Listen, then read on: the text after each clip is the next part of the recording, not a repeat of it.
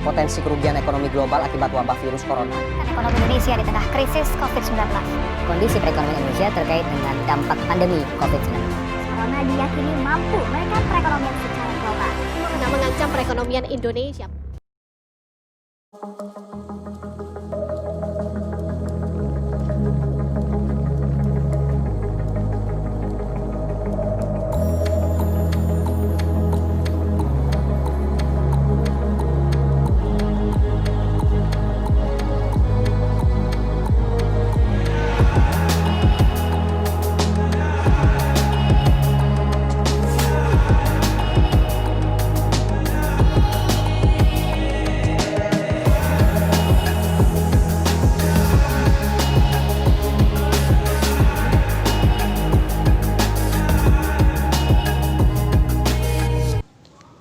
Mungkin sebagian dari kalian masih bisa bekerja dari rumah ataupun bersekolah dari rumah.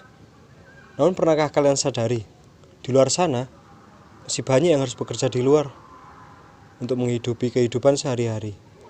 Akhir-akhir ini banyak fenomena yang terjadi.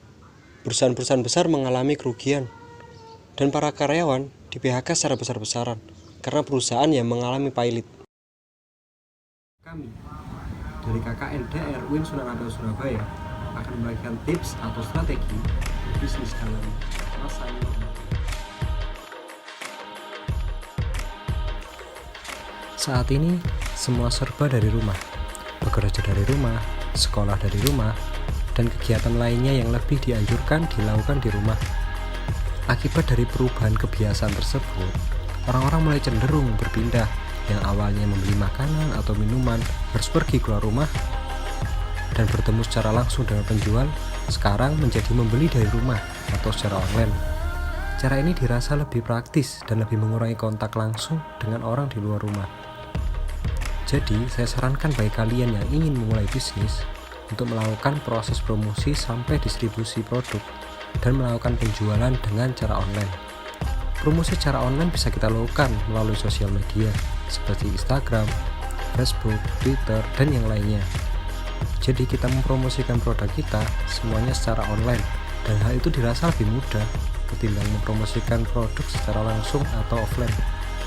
Lalu cara pendistribusian produk bisa juga dengan cara online, yaitu dengan bantuan jasa pengiriman seperti Gojek, Grab, Tiki, JNE, dan yang lainnya. Nah, langkah selanjutnya kita memilih terlebih dahulu produk apa yang harus kita jual. Ya, sekiranya produk tersebut laris diminati oleh masyarakat. Dalam memilih produk, hal yang harus diperhatikan pertama adalah mengelompokkan produk dalam beberapa kategori. Nah, di sini produk tersebut adalah produk yang berupa kebutuhan pokok dan produk yang berupa kesehatan atau produk kesehatan. Langkah yang kedua adalah mencari tahu dari kebutuhan pokok tersebut, produk mana yang sangat dibutuhkan.